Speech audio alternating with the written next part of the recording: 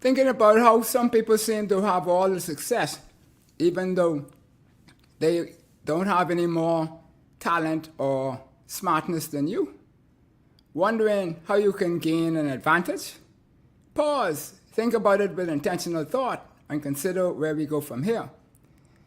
Join our sponsors and DomDev and Page Investment and our friends of something to think about as we stay tuned and listen to Wellingto O Hepburn, people with big names in the middle, as we talk about cultivating an agile mind for optimal results.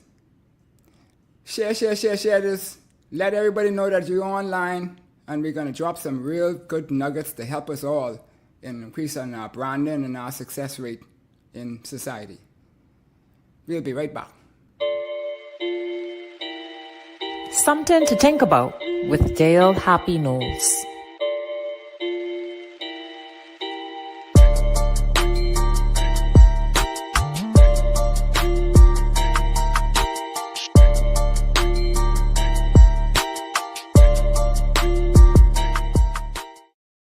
Welcome back to Something to Think About with Dale Happy Knowles.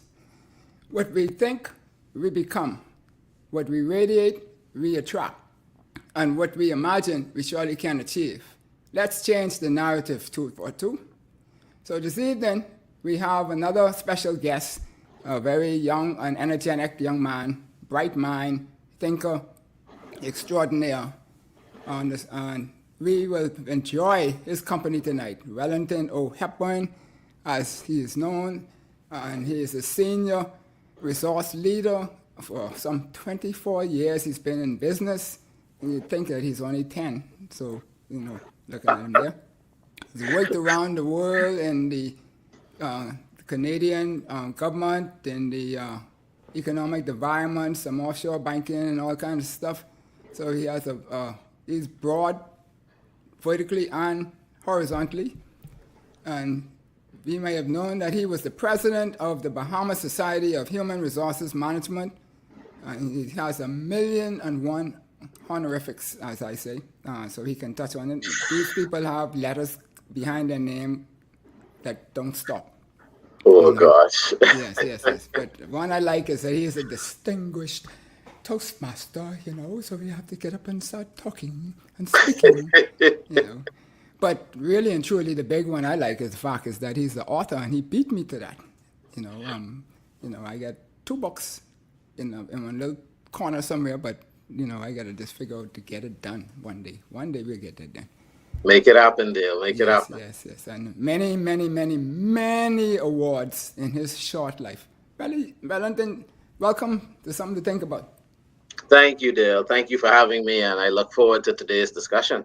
Yes, very much so. Now, but ladies, be mindful now. We know Valentine just gone, but this is a chord-structured man, and he's already taken far. So don't get too excited. You want me to show my wedding ring, Dale? No. You don't. No, we don't need that kind of stuff going on here. But we just wanted to make sure that when we look at you and see all of the great things that you have done in your short space on this earth, and I don't think you can't be more than half of the century already, right? So we're getting there.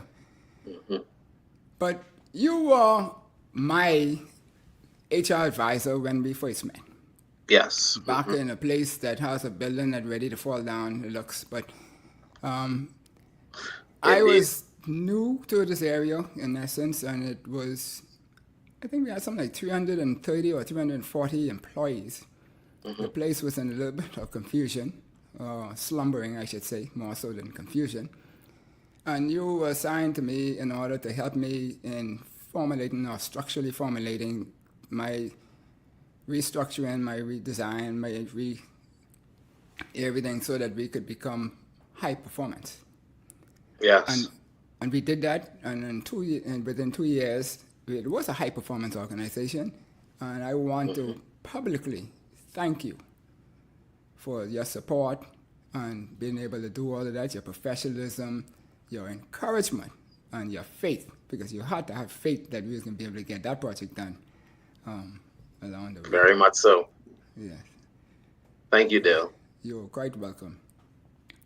Now, many believe that human resources is only workers working in the area where we deal with paychecks for people. We hire, we fire, and we get the paycheck and we calculate what their overtime is, and not the overtime, their vacation pay and stuff like that. Mhm. Give us a brief overview as to the real scope of that discipline.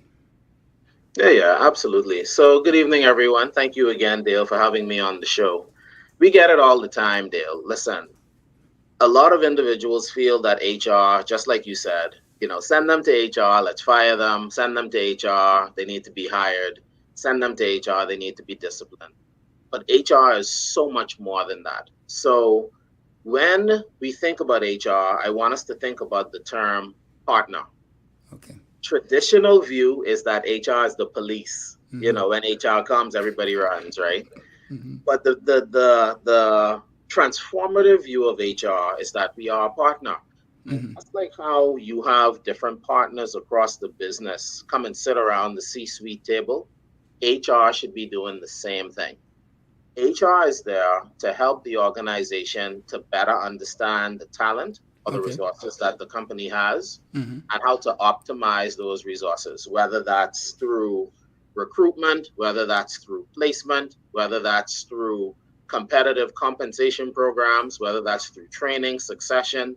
There are a lot of different portfolios, but HR is so much more than what Mm-hmm. it used to be 10, 15 years ago. All right.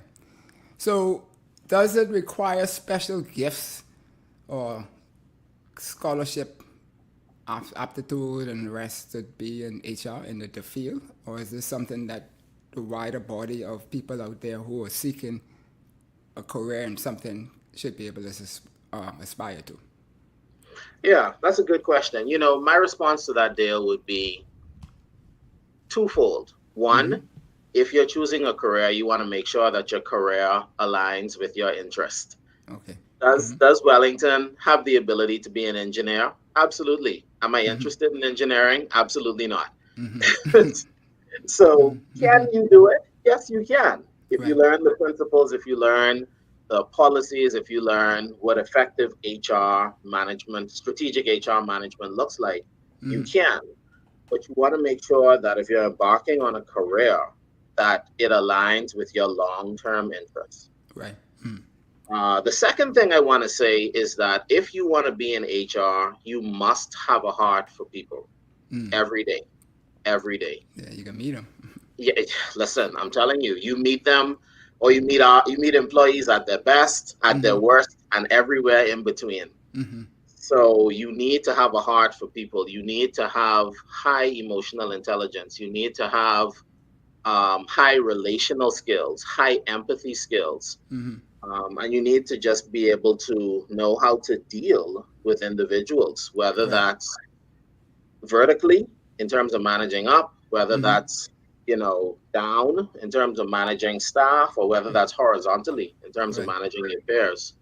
So that would be my response. Make sure it aligns with your career interests, but really search yourself and ask yourself, do you have a heart for people?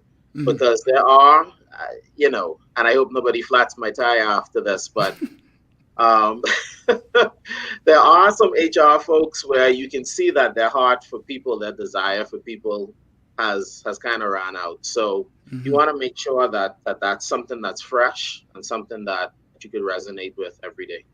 Yeah, and so and that's also an area then that has a lot of opportunity in our country now in terms of is that oversaturated or is it somewhere that there's a lot of vacancies? I shouldn't call them vacancies, but positions that Boy, could be filled. Is that mm, just to get a yeah, take number ballpark, nothing yeah, scientific. Yeah. yeah. No, that's a good question. So we have a saying in the HR field that HR vacancies are few and far. You know, you don't typically see in a normal environment, Okay. and the environment that we're in now is very abnormal. Right. But in a normal environment, you don't see a lot of HR vacancies popping Mm. up like you would for accounting, finance, marketing, Right. procurement, Okay. research. And there's a couple factors behind that. I find that there are individuals in HR that tend to have very long legacy careers. Okay. So you could speak to an HR professional that's been in the profession 35, 40 years. Mm-hmm. And what that does sometimes is that kind of stalls the system a little bit, Mm-hmm. because then it prevents Mm-hmm. other up and comings from being able to kind of enter the system and excel. So I wouldn't say that HR is a field where we see tremendous vacancies and organizational growth. Mm-hmm. I would say it's more stable and consistent Okay. over time. Mm-hmm. Yeah. You tend to see more growth in those operational type areas, like your finance, your accountings, Mm-hmm. that type of stuff. Now, every company wants to be high performers and they want to have the optimal performers on their team. Yes. And I'm sure everybody themselves want to be the persons in those high performance positions so they can get rewarded the most. Like basically, that's how that works and so forth. So, how do you define what is an optimal performer from an Well, HR point of view? Mm-hmm. yeah. So optimal depends on the organization. Mm-hmm. Optimal depends on the maturity of the organization, whether that's the maturity of the company Right. itself or the Mm-hmm. maturity of the company in comparison to its competitors. Optimal also depends on how the organization defines success. Mm-hmm. There are various ways of defining success. You can have goals, you could have KPIs, you could have measures. I've seen some organizations internationally that don't even have goals. They just have behaviors that they Mm-hmm. want employees to display, Mm-hmm. and they solely assess them on behaviors. So, how you define optimal depends on how you want your organization to be viewed. Okay. Most organizations in the Bahamas, through my experience, would have strategic level goals. You have your goals, you have different behaviors that you want employees to display, Mm-hmm. and employees are typically assessed on how they achieve those goals, achieve those objectives, Mm-hmm. and for the types of behaviors that they display across the organization. Um, Success also varies in terms of your level.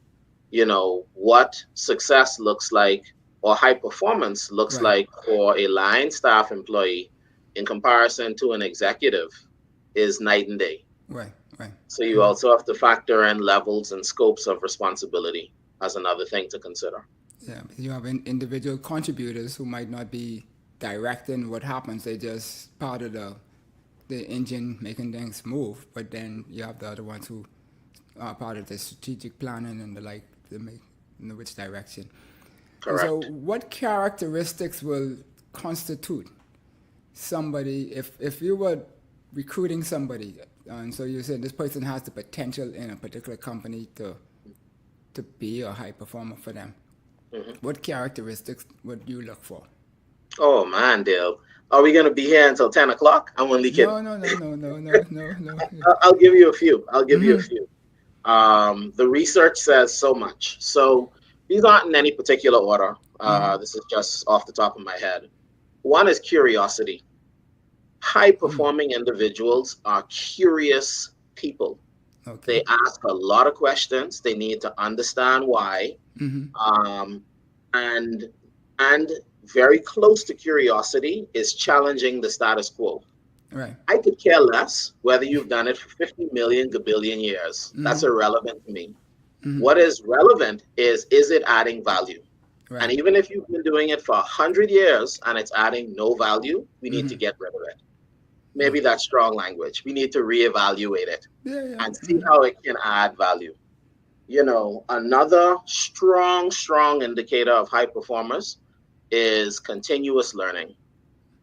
Individuals that know how to be agile, that know how to pivot and produce results, are individuals that are voracious learners. I mean, Right. these are individuals that never stop learning. Um, I remember reading a Forbes article that says that the single greatest predictor of long-term success is whether you learn. Because Dale, the point of the matter is that if you are continuously learning, you are quite literally unstoppable. Right. There's a senior executive that I know, I won't call her name, but she says, I may not know something right now, but Mm-hmm. give me 3 months and I will be an expert. Mm. Because she understands that if she can learn and Right. dedicate herself to something, she could completely shift her performance.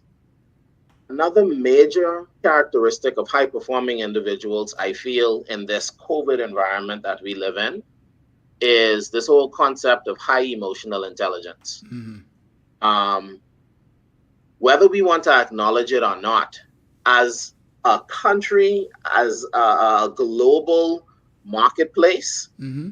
we have all been impacted mentally, Mm-hmm. physically, financially, all of the lees Mm-hmm. as a result of COVID. And leaders that want to achieve long term results have to be emotionally intelligent leaders, Mm-hmm. and they need to know how to identify with people and not just identify on a surface level. You now Right. need to really know how to identify with people to Mm-hmm. move the needle and to achieve high performance. I think the final one I'll give you in the interest of time is when I think of high performance, I also think of individuals that understand what the strategic priorities are Okay. and that can drive impact. Mm-hmm. There's a difference between um, being busy and being productive. Right. And there are a lot of individuals that are focused on activity. I've gone to 5 meetings today. I've responded to 10 emails today. Mm-hmm. I have read 2 board reports, and that's fantastic. But what we need to start asking ourselves is what is the impact of what I am doing? Right. And how does that impact resonate to the business? Mm-hmm. One of the things I want HR professionals to also be aware of is that we need to think about not just, sometimes we get caught up in the perspective of we're doing things from an HR standpoint. And Mm-hmm. Dale, you used to be an executive level leader. Mm-hmm. Executive level leaders quite literally don't care about Exactly. what HR is doing unless Mm-hmm. unless Mm-hmm. HR can show the business how it connects to the strategic priorities and what's important for Right. executive level leaders. Mm-hmm. So we need to understand that it's not about activity, it's about results and Yeah. it's about impact. Yeah. So, We sometimes get caught up in the rigidness of whatever it is, whether the engineering is doing it exactly the way engineering was taught in school or HR was doing exactly, instead of like we have in the title, we want optimal results. That's the main key, results. I mean, all leaders yes, look for results indeed. and And so and forth. the final one I would leave with you, Dale, and this is the one that my book is predicated upon, is change agility. Right. In quite literally overnight, from February 2020 to March 2020, we were, I want to use the word, suffocated by change. You can't go outside all hours of night. You can't go to the grocery store the way that you thought that you could. You can't even go to work. You can't see your family, So in this new environment, we now need to think, how do we produce leaders? How do we produce employees? How do we produce executives that know how to deal with change? Right. Because if you don't know how to deal with change, you will be left behind. So for professionals that are change agile, they will absolutely 100% unequivocally be successful for the long term, Right. because no matter what's thrown at them, they know how to pivot and adjust. Right. So it's interesting that you use the word suffocating because I use the word breathe. And Mm, so, which is opposite. And maybe because I'm a creative, I look at it from a different perspective than yourselves. So far, which is fine because that's why we're all here. We're all supposed to be different so that we could complement each other and come up with the best results. So, how do we go about, or how does someone go about building themselves to be a optimal performer? agree. All right. So let's talk about it. So I'll focus on change agility. So there are different competencies I talked about, but let's Right. focus on change agility for a little while. So, what I've found in my research and what has been revealed to me is that You can't stumble upon change or your response to change Right. and be effective. You You have to be need to intentional. have a, Mm-hmm.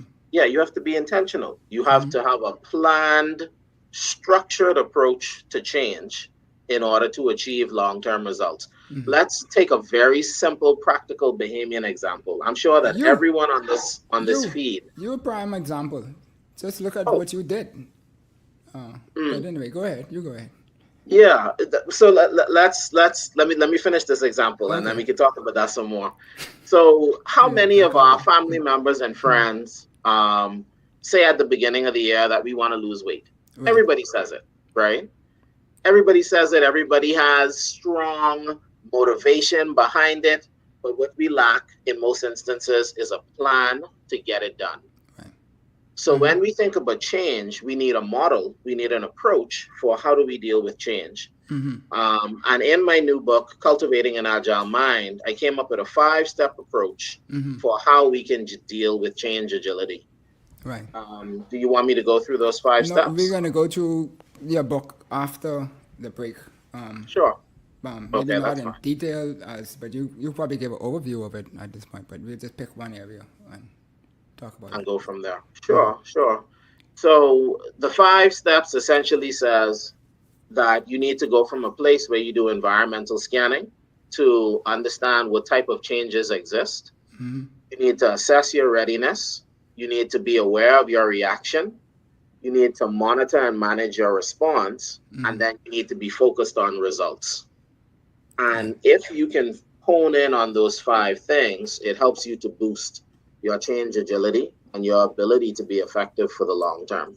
Right. And then you become more valuable. Like I always tell my staff, if the idea is for you to be more valuable than what the job requires you to be. And once that happens, then you will always be called. And people always wondered why I was always called. It would just Hmm. be like you say, you keep learning, you keep expanding, you see something happening in an area in the company.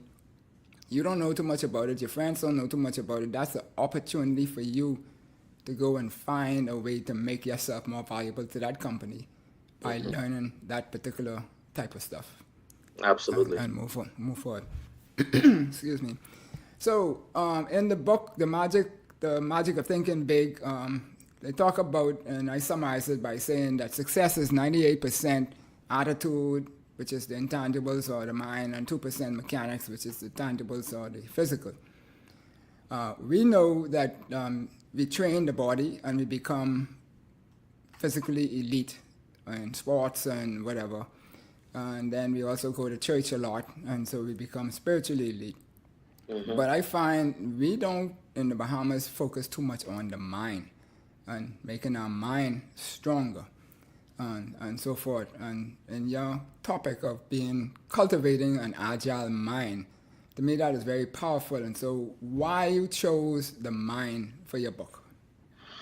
Because that's where it starts. If we can control the way we think, and even the Bible says this, as a man thinks, so he is, if I could paraphrase. Yep. If we can understand the power of controlling your mind, we would achieve so much more in life, whether that's professionally or personally. Because a lot of our roadblocks, a lot of our impediments aren't physical. Yep. They manifest physically, but it starts with the way that we think. There's a profession that I literally declare every day before I get out of bed. And I'm someone who believes in God, so you'll hear a lot of my principles to be faith-based, and this is one of them. But I literally say to God, I said, today I am going to be grateful and I am going to be patient. No matter whatever comes, I know that I will be successful. And even if I am met with challenge, I look for opportunity in the midst of that challenge. So it starts with the way that you think, because the way that you think determines the way that you act and respond. And it determines ultimately your results in life. Dale, you know that I'm not someone who's proud. So Right. please don't take this statement as a proud statement. But for someone who's been 39 years old, going to be 40 this year, boy, that sounds strange. Um, I have to get used to saying that, Dale. Yeah, For no, don't worry someone about who's that. That's just a number. Yeah, yeah. for someone who's going to be 40 this year, someone said to me, they said, Hepburn, how did you accomplish some of the stuff that you've accomplished? And it's because of my mindset. Right. I believe that I am built for greatness and I will always aim for greatness. I don't care who feels otherwise. I don't care what opinions I get. I don't care what the constraints are. My mind is fixed. And from that, my actions flow. Right.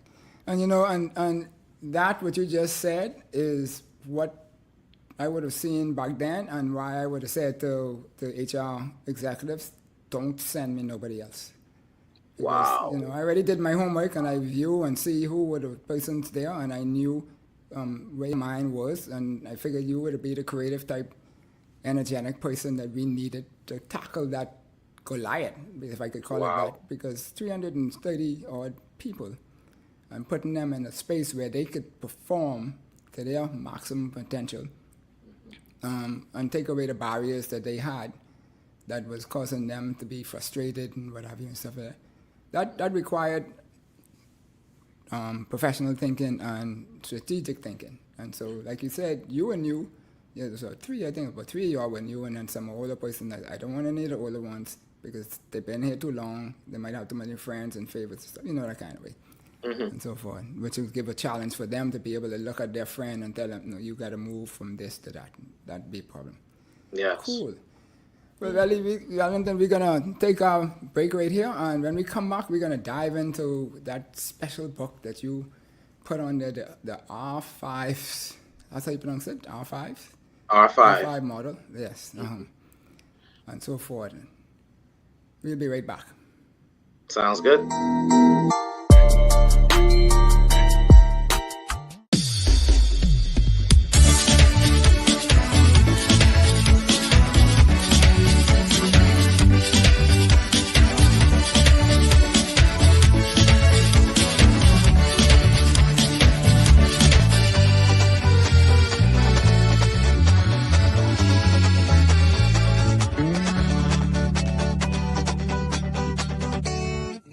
Sammy's Chicken. There's nothing like it. Sometimes it's hard to find a company that can get the job done right. At Mission Complete, we do just that. Mission Complete offers a wide variety of services from janitorial to sanitation to pressure washing pool decks and patios. We're also proud to offer COVID-19 decontamination for your home or business. And for those multi-legged critters, we call in our pest control and rodent team. Why call 4 different companies when you can call just one and get the job done? Call us now and let's get this mission started.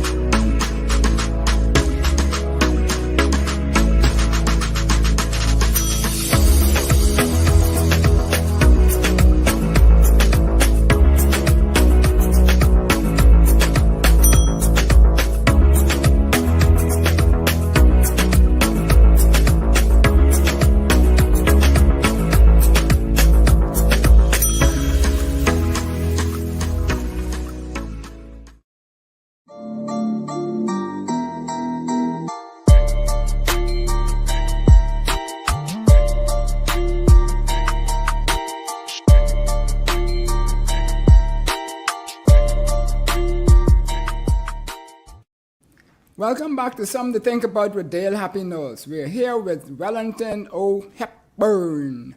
That's you gotta keep that name close to your heart now because big things coming from him. Oh, wow. God sent it, and when God put us on this earth, we gotta accomplish our purposes. Indeed. And so, we're gonna talk now about his book, Cultivating an Agile Mind, R5 model. And you have a person that did the forward to your book.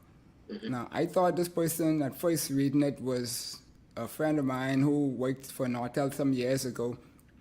And so I called up a friend of Nortel and asked them, y'all might even know what Nortel is, that been so long ago. But and they said no, that person was from Jamaica, and this person you had did your forward is from Trinidad, I think. And one is high powered and one is low powered. But I take my hat off for you because you have Mrs. Bridget Hyacinth, who is no small cheese in her space. And she did your forward, but she highlights in the forward that stands out to me is that thought, the R5 model is thought inspiring, undemanding, and necessary for navigating the ever-shifting social economic dynamics of the world. I thought that was big.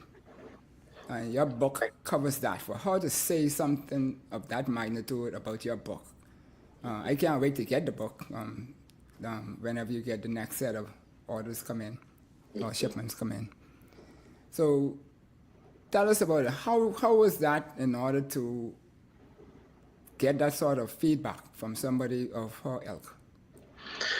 Dale, it was powerful. Dale, I'm a straight shooter.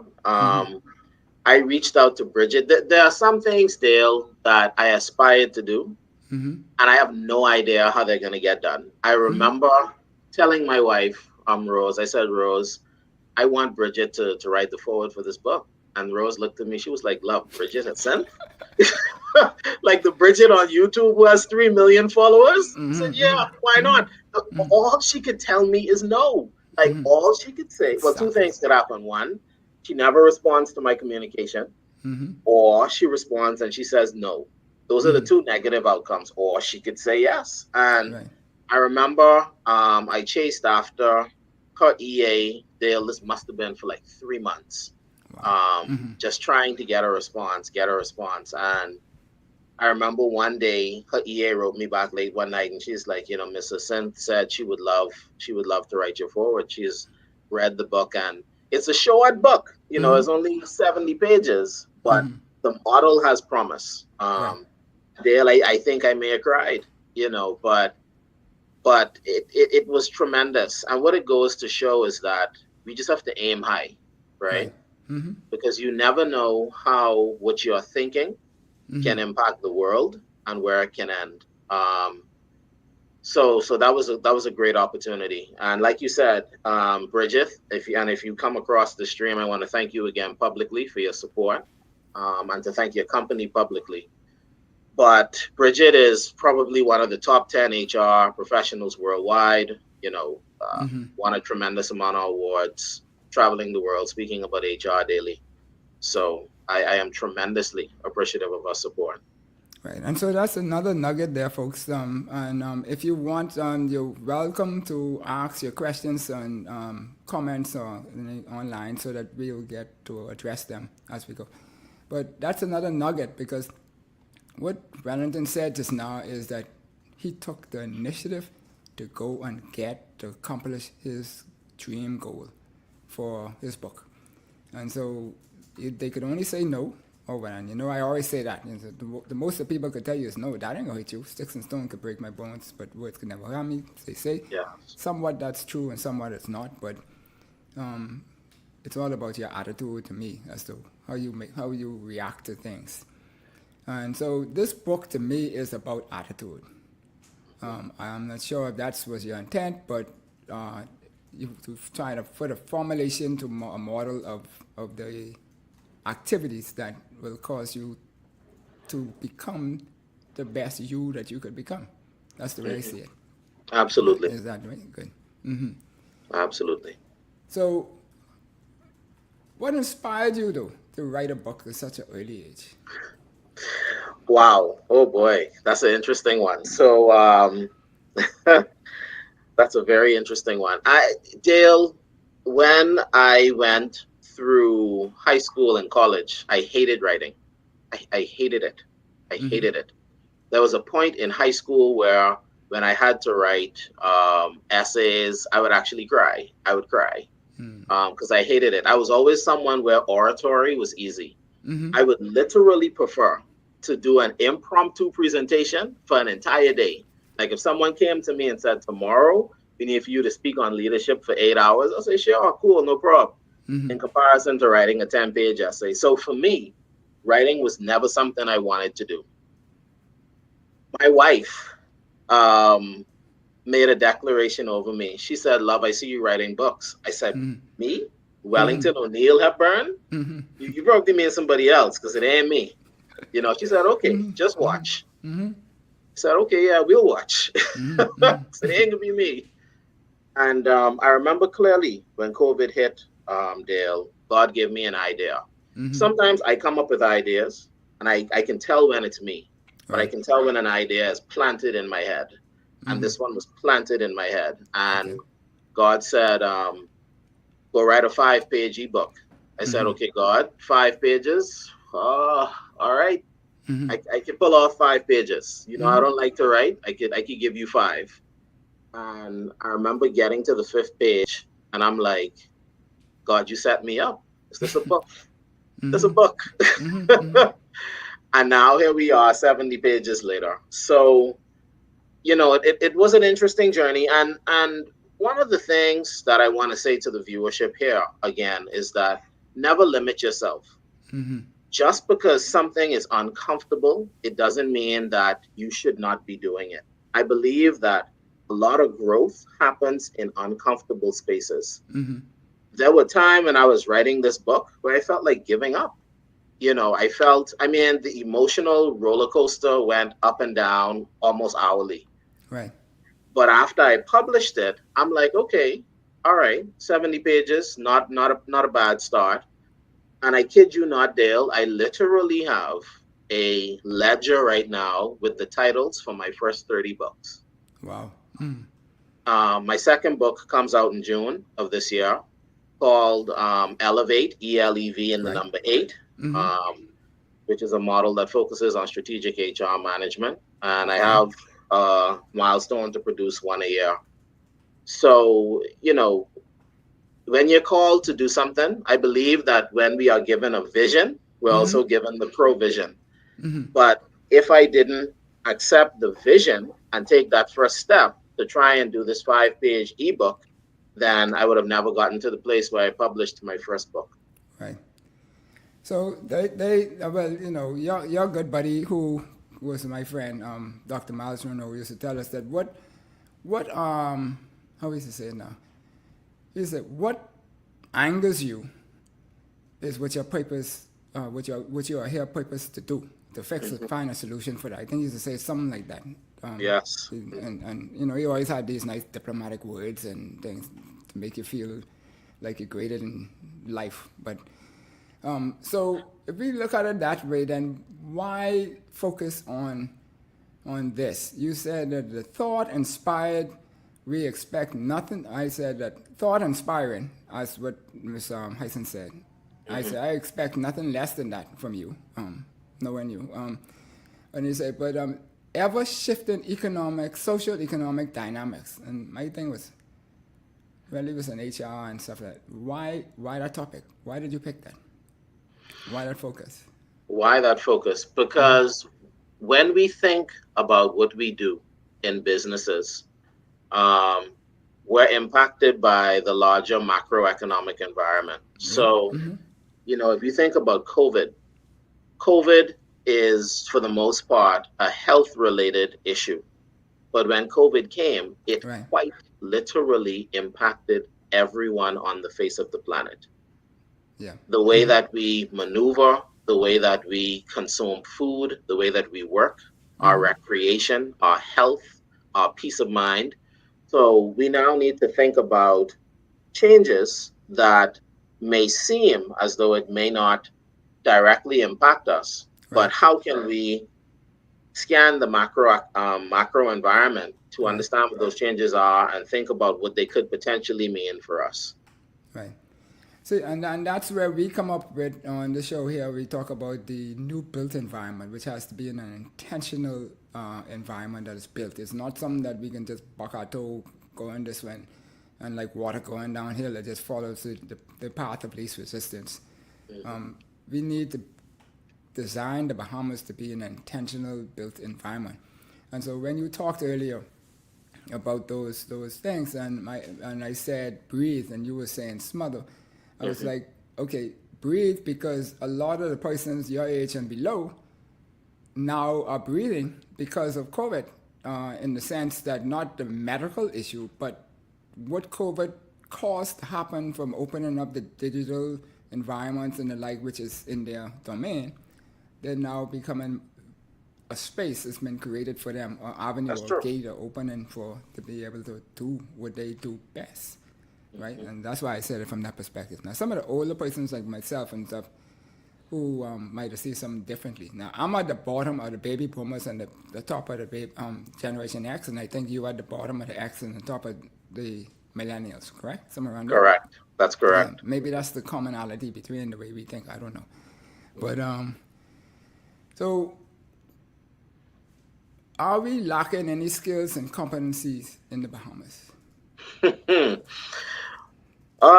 Yes, we are. When we, and this is not my opinion, this is fact, and this is backed by empirical research.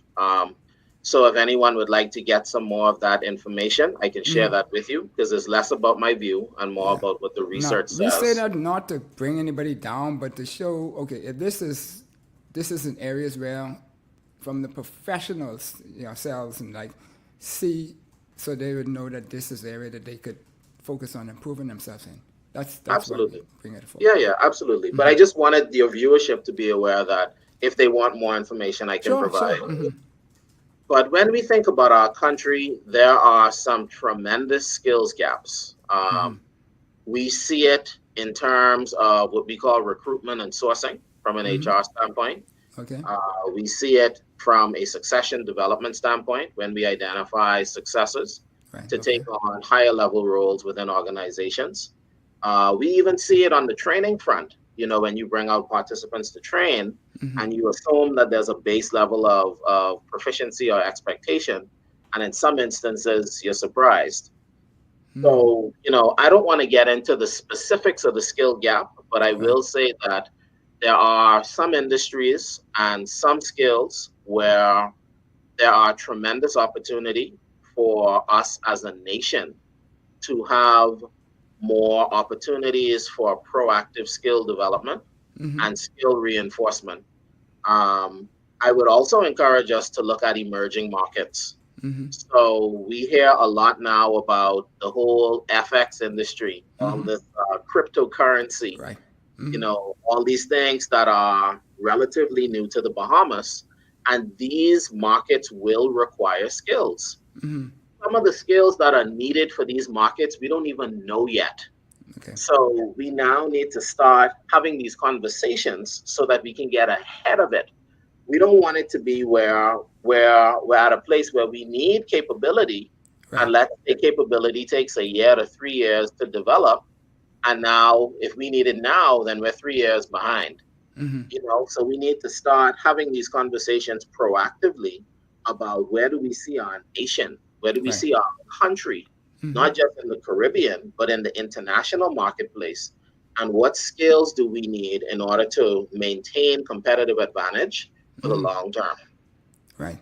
And so when we look at that now, just from high level wise, skills and competencies, they're not necessarily the same.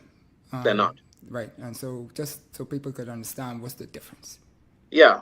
So in HR, we use a term, knowledge, skills, and abilities. So you'll hear us talk a lot about KSAs. I don't want to go too deep into that, so I'll touch it briefly. I'll touch it briefly. Knowledge would be things like information, degrees, certificates, programs, courses. When we think about skills, for the most part, we're talking about personal or behavioral characteristics that are favorable that we want to see displayed in someone, Okay. whether they are an employee, whether they're an applicant applying for a job, whether they're a successor looking to be promoted. Mm-hmm. Competencies get a little bit deeper down that whole skill spectrum. So competencies could be organization-wide behaviors that we want for our staff to display, Mm-hmm. or it could be cost center level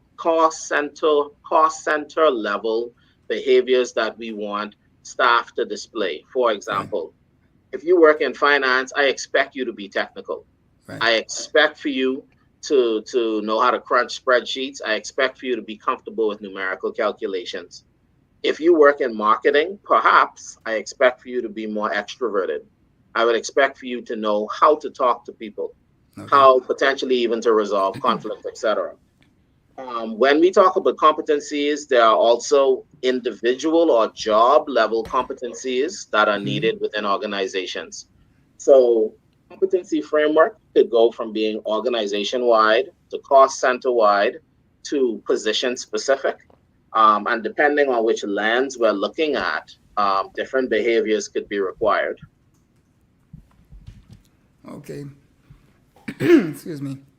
Yeah. So on the flip side of that, then I always feel that we are a kinetic set of people, and so I have to ask them the question: is what do you find to be our strengths in terms of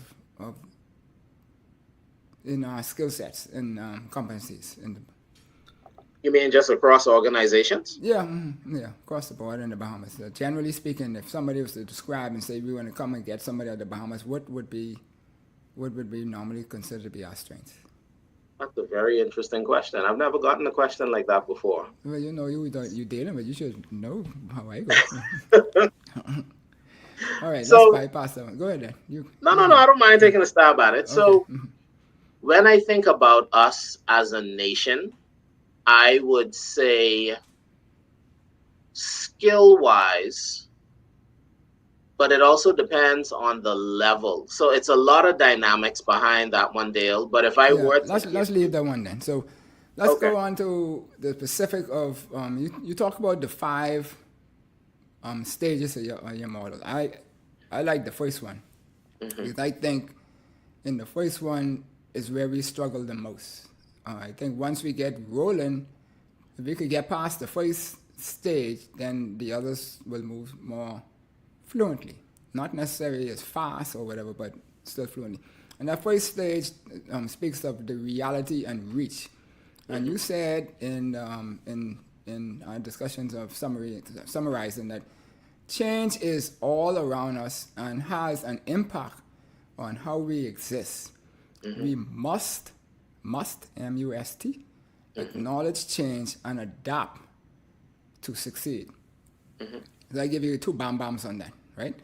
Because to me, that's the crux of everything that happens for us. That we don't like to acknowledge things, that we don't feel comfortable in wanting to change, and then so we just become stagnated at that point. yes, So let's dive into that a little bit before we finish off here. for sure. So Dale, without calling any company names, like you said, you and I worked for a telecommunications provider, right? Several years back, said provider was in the market and there was some new market entrants. There were Right. some other companies that came in and that wanted to diversify the cell phone and broadband space. Right. The government provided approval and it was happening. Whether or not our company liked it, whether or not our company was around for a significant period of time, change was at our doorstep and we had to respond. Right. So, in the first phase of the R5 model, it deals with reality and reach. Reality says what is going on in your sphere of influence, Okay. what is going on in the market around you that has the potential to impact you either positively or negatively. Using that same real life example, at the particular company that we worked for, we had to make changes. We Right. made changes to our strategies, to our HR approaches, to our technology. We made far-reaching changes. And if we didn't change, the organization would have suffered. Right. So the first part of the first step deals with reality. What is the reality that you see? COVID is here. Let me tell you how real this is, Dale. I remember when COVID hit, we were about 2 months into it. And I was speaking to a lady at a particular organization, won't call her name, HR leader at that organization. And she said, Hepburn, I don't really like online meetings. So I'm not gonna do that.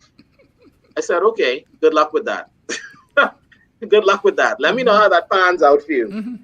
A couple months later, she was an online meeting expert because she had to do it. Right. If she wanted to exist in the environment, she had no choice. And if she decided not to, she would instantly become obsolete. So the first step is we need to say, what is our reality? What is happening in the macroeconomic environment, or what may be happening in the internal environment that has the ability to influence me? The second part of that first step deals with reach. So after you've identified what your reality is, you now need to assess what is the reach or the impact of that on you. Right. What does that mean? Is it impacting you negatively, positively, insignificantly, significantly? Is it only impacting one vertical or one category in your life, or is it disrupting your entire life? How long is it going to go on for? So you need to really do an assessment of what is the reach of this possible change on my life. There's also a difference between possible and probable. Right. So when we start talking about reality and reach, we now need to assess the probability of a change. If there is a marketplace change that is a 10% likelihood of impacting me in comparison to something that is 90% likely to impact me, I need to focus on that second scenario. Right. Because that second scenario is more than likely going to happen. So reality and reach just says, what is going on in my environment? What change is out there that has the potential to impact me? How probable is it to have an impact on me? And then reach says, what is the impact of that change if it materializes? And what can I do to make that favorable change to operate in my favor? Right. And so, as you said, most of what you just said speaks to the acknowledgement part, but then there's the adaptation part that has Correct. to be done. Right. And Correct. so, is that something that the people are supposed to do by themselves, or are they supposed to get a mentor to assist them with? A mentor can help. A mentor or coach can help, but I think the starting point is personal introspection. Okay. You need to stop, you need to assess, you need to think about what you have influence over. You need to think about what resources you have. You need to think about if this change is something that will only impact you, or will it have further reaching impacts? Will it impact your family? Will it impact your job? So you need to really sit down and do that initial assessment. After you've done that, if you want to reach out and get third-party assistance, you can, whether that's through a coach, a mentor, etc. Yeah, and so that introspection should happen as a big way, but then on a daily basis, shouldn't there be some level of that by either at the end of the day or first thing in the morning in order to adjust or align, fine-tune the direction that you're going in? Absolutely. Research shows that successful leaders plan out the next day, the night before. So you need to plan for success. No one stumbles into success. What happens is, if you don't have a plan, then you end up accepting anything. Right. So if you don't have an approach that you want to use to address and deal with change, you end up allowing change to direct you instead of you directing the change. Right. So going back to that Bridget example, if Bridget told me no, I already had 2 or 3 other streams going to deal with that. Right. Right. You know, and if all three of those streams came back to me and told me, no, I already had a contingency plan. Right. And so So, that's what I was just going to ask you is because when we talk about from your experience, the approach, particularly our youth, you know, we find that particularly those who came to that other place, that they wanted to move fast, full speed yeah, ahead, this, that, and stuff. And it was no, okay, this was the way they wanted to do it, and there was no adjustments or no compromise and the like and stuff like that. So, but like you say, the world is ever changing, and so we have to adapt. So, how do we help them get over that hurdle to know that, okay, this is a teamwork thing that we have to work on getting past these things? You identify what is the challenge that I might have, but now how do I get beyond that step to get to be my best me? yeah. I think it starts with one, awareness. All of us have gaps. So I think knowledge is power and awareness allows you to be better. I think we need to reinforce the power of collaboration. One of the biggest opportunities I see for us as a country, as a nation, is to minimize the whole black crab syndrome. Success is a multiplier. We've been trained to think that it's not, but success is such where Dale can be successful, Lauren can be successful, I can be successful, and all of us can be simultaneously successful in our own spaces. It doesn't mean that if Hepburn is successful, that's taking success away from Dale. No. Right. There's power in collaboration. So I think we now need to have more collaborative conversations. And we need to shift the conversation from competing to completing. Completing, yeah. So right now there's a competing mindset in a lot of what we do as a nation, but we need to think about how do we complete each other? How do I line up with Dale, and where my weaknesses are, his strengths can supplement me, and vice versa. Right. And then the third thing I would say would be I'm big on accountability. I'm big on progress milestones. So, you know, I don't subscribe to the whole motivation movement. I'm sorry if there are people on this viewership that believe that motivation is long lasting. We all are allowed to have our own perspective. Right. Motivation is about 1% of success, period. The other 99% is discipline. You will be you will be motivated for about a week to get up at 5 a.m. to go to the gym. In that second week, when that bed is warm and it's raining outside, motivation is not going to get you to get to the gym. You need discipline. So the third thing that I would encourage us to think about is how do we build in progress milestones focused on discipline, Right. discipline and consistency, not just on motivation. Motivation is a feeling and feelings change. Discipline is a decision. Right. I am deciding to be better every day. I am deciding to make sacrifices. I am deciding to pursue excellence. So those would be the three things I And would those recommend. sacrifices would be things like instead of watching basketball all night long, maybe go on YouTube and watch some things that are going to help you upskill yourself or increase your competencies.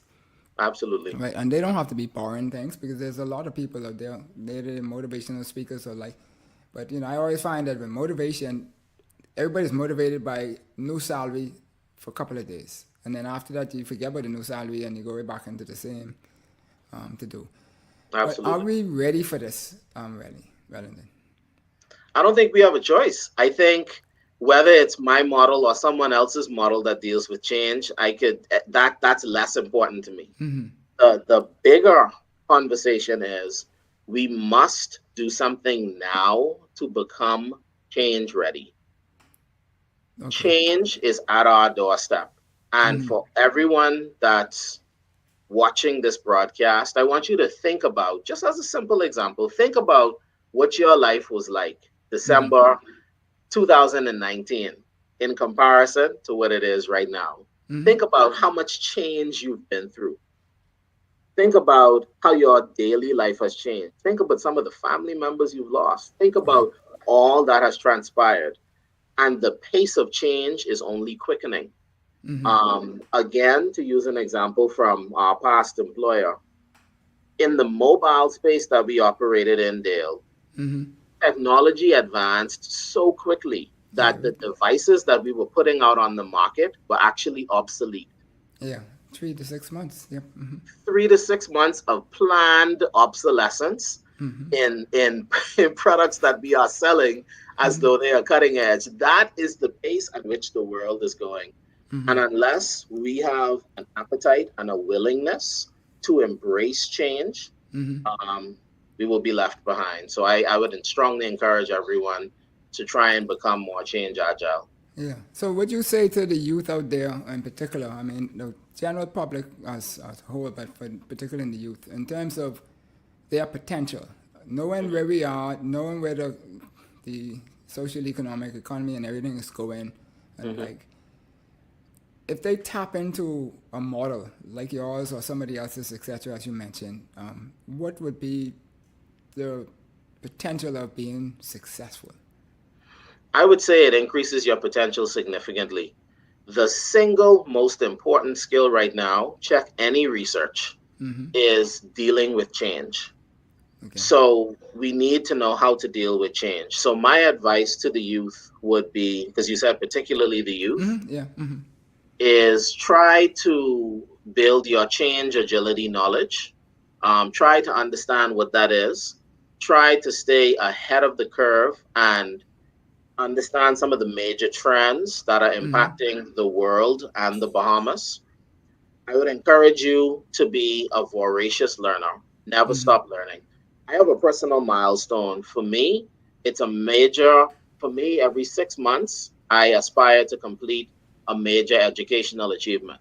You know, I like to someone see said that. to me, yeah, they're like, Hepburn, why are you stressing yourself out? It's not stress, but it's staying on the pulse. Right. Because if you don't, you become obsolete very quickly. The But third that's thing, you. Before you go to your third thing, that's you, and that's knowing who you are. And so you learned that you need that in order to keep you going. So for somebody else, it might be something different. it So could the be. key there is learning what drives you. Agree, Dale. Agree. That is very true. And my third piece of advice would be find a way to become disciplined at um, one, knowing how to deal with change agility, but knowing how to strive for high performance and for excellence. Especially in the youth area in this country, sometimes there could be a lot of demotivating factors, right, wrong, or otherwise. So I would encourage youth to identify maybe a mentor, maybe a coach, an accountability partner that can hold you accountable to some of the things that you may want to do in your life positively. Because if you can do that, aim high, remain dedicated, remain focused, then along with building your change agility knowledge, it would set you up to be successful for the future. Right. Well, Welly, I think it's been really, really, really, really, really great having this conversation with you. And we haven't had one of these in a long time. Indeed. And, maybe at some point in time we'll get back to that point where we could do these more often under the tree as we used to be. But Indeed. you drop a lot of deep stuff here that give persons things to consider and that will help them move themselves from the level they are to other levels and become more appetizing to people who want to put them in positions to excel in greater things. So tell us though, I can't wait for my copy to reach, but can other persons now ask or order books from you, or is that you have to wait till the books come, or how does that No, work? absolutely. I'm accepting pre-orders. I do have an order coming in shortly, but if anyone's interested, they can reach out to me directly on my cell, 376-1817. And if it's international, it's 242-376-1817. Or they can just, and that also is my WhatsApp number, or they can email me at wellingtonhepburn@gmail.com. Awesome, And I'll awesome, make sure awesome. they get a copy. Yeah, well, I know mine already wrap up and everything for me. Listen, sign and That on the sealed, side, Dale. on the side. Yeah. Sign and sealed. Yeah. So we want to thank you kindly for joining, and I don't know if there's anything else that you want to say to the general public before we head out, that you give them words of encouragement or anything. Absolutely. The final thoughts I want to leave is that we're in a time where change is at our doorstep. And the individuals that will be successful for the long term are those that know how to pivot, those that are agile, and those that know how to take change and turn it into possibility for themselves. So I want to encourage all of you to aim high. I want to encourage you to continue to build your change management knowledge. And if there's any way that I can help you in that journey, please feel free to reach out, and I would love to talk to you. Awesome stuff. Well, like I said, we thank you kindly for being here and dropping these nuggets so people will know that, it's not only the old people like me who don't have no hair on your head who got these ideas. The young people are being successful and achieving great things. And if you go on the Facebook or YouTube page, guys, and read his bio, and I think that's the abbreviated version of the bio, because when you get these other 37 books that come in, then you're gonna need 3 pages for a bio soon and stuff. And so my mom here is saying that this conversation has been, why is this thing showing up on the screen blocking my view? Has been very real and I think intentional. Thank you, Mr. Wow. Hepburn. Yes. Wow. Thank you, Mrs. Knowles. I appreciate that. You're welcome. Madam Producer, everybody out there in social media, thank you kindly for joining us and sticking with us and listening and learning. We hope that you found value in this, and if you want to watch it, it's always online, so you can watch it multiple times that you want to. Share it with all your friends that you know might need access to this information to help them prepare themselves to be better suited to moving forward in the new built environment as we move. And we look forward to it. Share. Like it if you like the show. And if you want to be a part of a teamwork, then drop us a note and we'll figure out how we could team up with each other to do some things. By all means, be safe. Isolate or vaccinate. And so forth. So Hepburn, as you say, Hepburn. Thank you kindly, and we'll enjoy. And you have a blessed evening. Thank you, Dale.